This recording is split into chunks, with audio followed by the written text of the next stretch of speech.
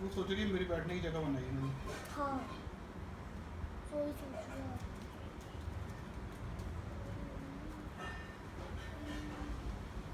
वाह मुझे वो वेलकम करके खेल खेल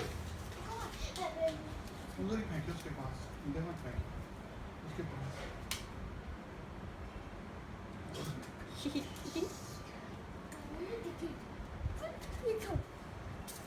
जो मैंने लाकी थी उससे खेल।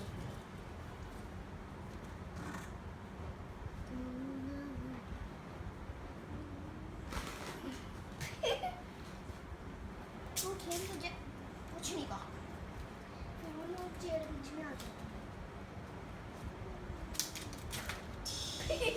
वो से छूट गया इसका।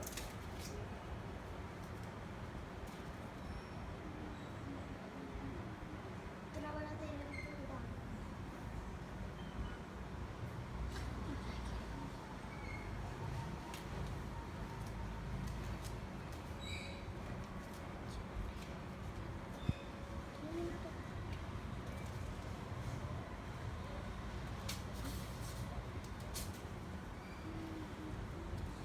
टॉवल भी पूरा। अभी मैं इसमें उठाती हूँ पहले हमारे, फिर इसका टॉवल सीधा